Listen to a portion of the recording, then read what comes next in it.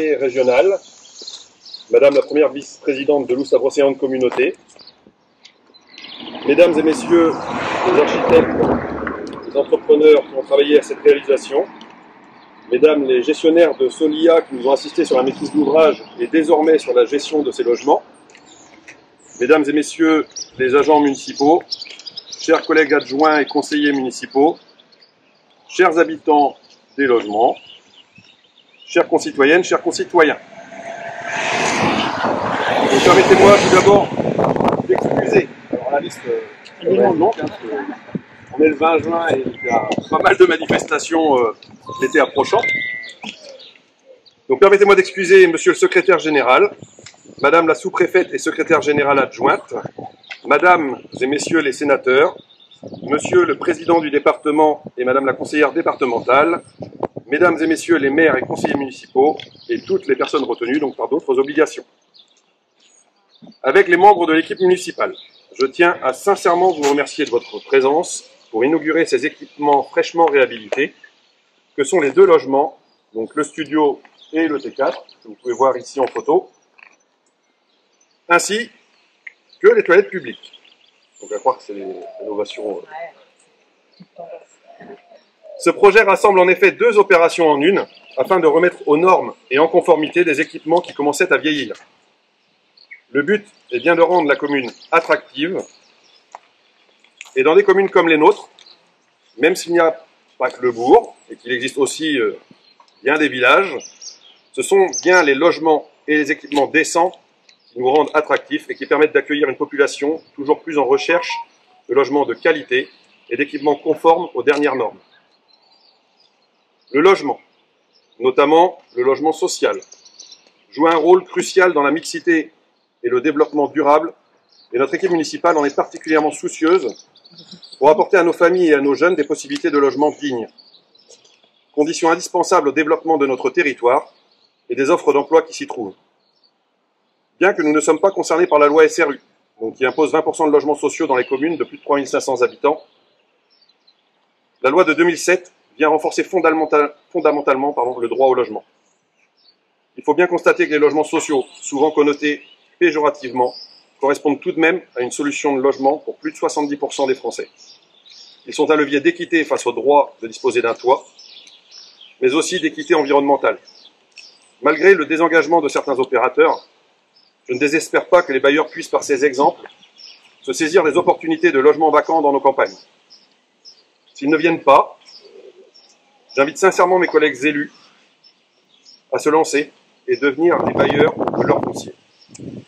C'est ce que nous allons également réaliser donc, de l'autre côté de la rue, à la suite de la démolition de l'ancien Lion d'Or, qui va avec le très prochain démarrage, pas plus tard que la semaine prochaine, mais pas les travaux, hein, réunion de démarrage. Donc permettre la construction de 5 logements sociaux et très sociaux, 3 T2 et 2 T3, tous aux normes intérieures PMR, ainsi qu'une nouvelle salle associative, elle aussi accessible.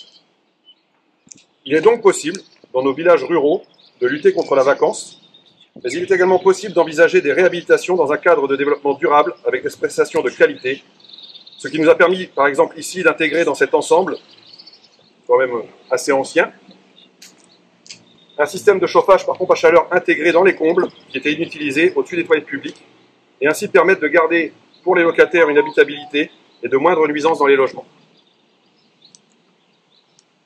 Accueillir un centre-bourg, c'est aussi amener de nouveaux clients dans nos commerces et permettre de se battre pour les conserver. C'est ainsi que nous avons collaboré avec les architectes et conçu ces rénovations.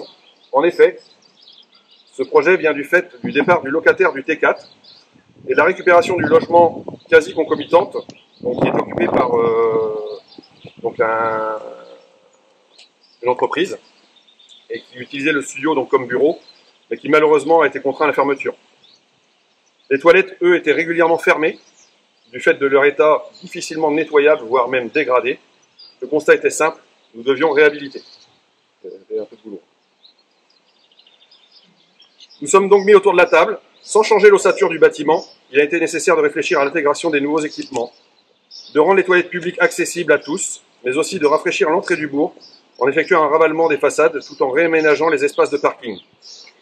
donc sur lequel vous êtes. C'est aussi ça, le fait de s'inscrire dans la continuité des équipes qui nous ont précédés, puisque le parking avait déjà été récemment réalisé. Sont ensuite venues les multiples recherches de financement, car les opérations de réhabilitation de logements dans l'ancien ne sont pas facilement subventionnables, mais c'était sans compter sur l'arrivée de nouvelles subventions, comme le fonds vert. Donc pour faire un petit peu de mathématiques, donc nous avons pu compter sur la préfecture, donc avec la DETR, pour un montant de 42 651 €, qui représente 22,6% de l'opération, auquel s'ajoute le fonds vert, donc 22 970 €, soit 12,2%. Donc un total de 65 621 €. Ensuite, nous pouvons compter sur la présence du département, qui à lui seul, avec le PST, donc a apporté 64 770,80 €, donc 34,4%. J'espère sincèrement que le département pourra bientôt revenir au soutien essentiel des communes et que cette suspension des aides, pour le moment, ne ressemble pas à la suspension du service militaire. Enfin, la communauté de communes qui soutient les communes à hauteur de 5 000 € par logement, donc 10 000 € pour ces deux logements, ce qui représente un peu plus de 5,3% de l'opération. Ainsi, avec les différents aménagements et les avenants réalisés pour affiner le projet en cours de réalisation, cette opération a été financée au total à 74,5% via les subventions des partenaires, laissant une part de 25,5% à la commune, soit 48 033,44 € d'autofinancement. C'est là aussi une vraie satisfaction, car sans ces aides, le projet ne pouvait aboutir, puisqu'il représentait à lui seul à peu près le double de notre capacité d'autofinancement. Avec un coût prévisionnel de 167 847, donc nous avons subi une hausse de 10%, ne serait-ce que par le coût des matériaux. Et ça, on ne le maîtrise pas au moment où on ouvre les enveloppes. On aimerait bien, mais on espère aussi qu'un jour, ça fera l'inverse.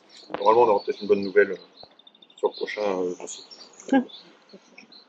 Donc ça représente un montant de 188 425,24 €, réparti par un coût de 121 147 € pour la réhabilitation des logements et des caves, et aussi, donc, pour les toilettes publiques, 36 973,66 € pour la réhabilitation totale des toilettes publiques, les accès PMR et ainsi que les aménagements des places privatives de parking. Petit point noir, je m'en excuse auprès des locataires, toujours la même difficulté à mobiliser les services de télécom, et malgré un programme d'effacement des réseaux qui date de 2019, c'est ça, Noël? Oui, c'est ça. Donc nous restons toujours dans l'attente du raccordement cuivre du bâtiment par les services d'Orange. Normalement, on devrait avoir l'arrivée de la fibre courant 2026. J'espère qu'il ne soit pas aussi long 2019-2026. Ce problème donc, sera enfin résolu, et ce n'est pas faute de les relancer, je ne vous oublie pas. En tout état de cause, donc, nous sommes vraiment satisfaits de voir aboutir ce projet et proposer ces deux logements à nos habitants, car sur un fond de crise du logement persistante, l'inauguration d'un programme de ce type répond en partie, je l'espère, à la difficulté que rencontrent de nombreux habitants à trouver un logement décent et surtout adapté à leur situation économique. Il est vraiment urgent et nécessaire de créer de tels logements afin de tenter de répondre à une vraie cohésion sociale, qui est une des valeurs essentielles pour pouvoir vivre ensemble et permettre à nos familles et à nos jeunes de rester vivre et pouvoir travailler au pays, mais aussi à nos entreprises de pouvoir exprimer leurs talents. En espérant que ces équipements trouvent désormais toute leur utilité, mais soient également respectés. Alors à toutes et tous, donc le cabinet Partition, chers entrepreneurs, assistants de Solia, les équipes, élus comme agents, et là aussi techniques comme administratifs, un simple mais pas moins chaleureux et sincère merci.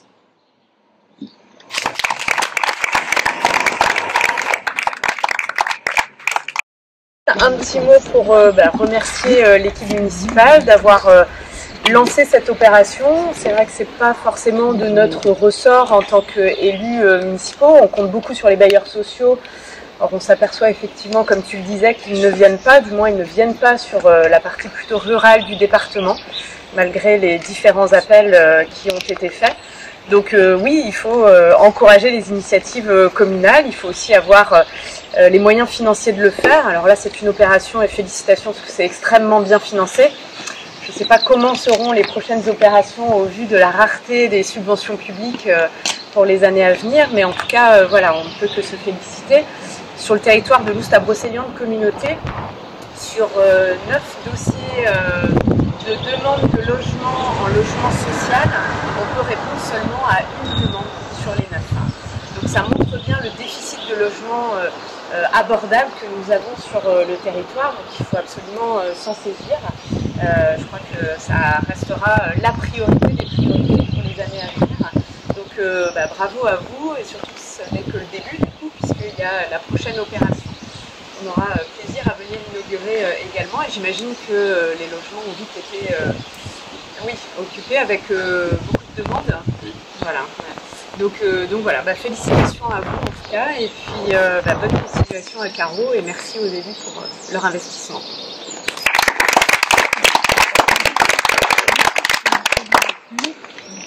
Monsieur le maire, chers tous. Chers tous. On peut pas refaire du protocole. Alors, première chose, c'est effectivement à peu près 80%, mais bon, ça vous pourrez me contredire si je suis trop optimiste, mais 80% de la population bretonne pourrait avoir le droit à un logement social, à peu près. C'est à peu près ça. C'est à peu près ça. Je suis à peu près dans les clous, et donc on en est très très loin, puisque il y a quelque chose d'historique, d'une part, parce que les Bretons aimaient bien être propriétaires de leur logement, en fait, tous ceux qui sont propriétaires de logement est le plus important. Mais avec l'augmentation du prix du foncier globalement, qui touche y compris, alors la côte évidemment ça fait un certain temps, mais par ricochet finalement ça remonte vers l'intérieur, et on peut dire que l'effet augmentation des loyers, augmentation du foncier est remonté jusqu'à le permettre. Alors on parle dans les mesures évidemment qu'on peut avoir un Pénétin ou Damgan évidemment, mais quand même c'est quand même de plus en plus cher. Donc ça pèse sur les budgets, et donc un certain nombre de personnes effectivement demandent des logements sociaux, soit parce qu'ils ont effectivement des problèmes. J'avais par exemple dans mon bureau ce matin 2 personnes au RQTH, donc qui voudraient s'installer, revenir ici parce qu'ils sont originaires de là, et c'est vrai que c'est pas simple de leur trouver un logement. Donc un déficit de logement, et d'un autre côté on voit bien que les maires sont de plus en plus sollicités.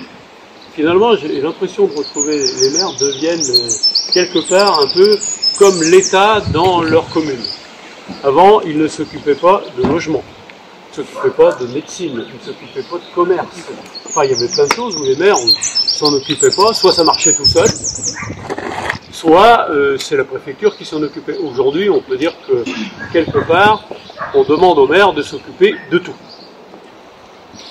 Alors, c'est une tendance dans la société, effectivement. C'est aussi peut-être aussi la volonté des maires d'identifier des problèmes et de se dire qu'est-ce que je peux faire pour régler ce problème. Et effectivement, on a des maires qui sont de plus en plus aujourd'hui des maires bâtisseurs. Alors non seulement d'équipements publics, ça on le savait, mais aujourd'hui carrément de logements à louer. Et c'est quelque chose qui est peut-être un peu nouveau par rapport à ce qu'on a pu connaître, où c'était plutôt les opérateurs comme Solia ou Morbihan Habitat maintenant, avec vu que vous avez tous fusionné ensemble, qui s'occupaient en fait de ce genre de réalisation. Donc on voit bien que la mairie est un élément totalement essentiel du service à la population, et c'est la mairie, le maire, le conseil municipal, aussi les salariés. On voit 2 ici si je ne me trompe pas. Pardon. Et donc,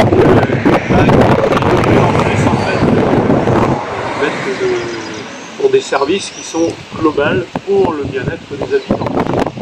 Et parfois, on s'en rend pas toujours compte.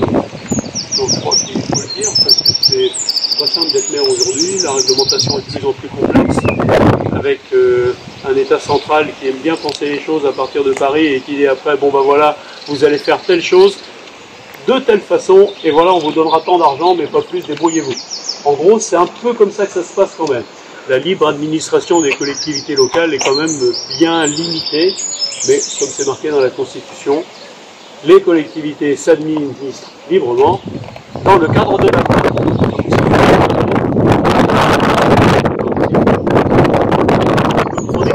Parfois, la Constitution parfois est faite de façon curieuse, mais bon, c'est comme ça. Bravo à tous, et puis on va pouvoir couper le ruban et aller voir comment c'est ça. C'est ça. Bon, bah, très bien. Merci Paul. Ici un petit tableau, si vous voulez regarder les réalisations. Donc il y a le petit avant-après. On n'a pas fait un avant-après de la façade. On a fait le avant et je pense que le après parle de lui-même. Et pour rebondir sur ce que disait notre député, oui, effectivement, les gens s'en chargent. C'est-à-dire que quand ils ont vu que les premières entreprises arrivaient dans les locaux, ils ont dit mais vous allez nettoyer la façade.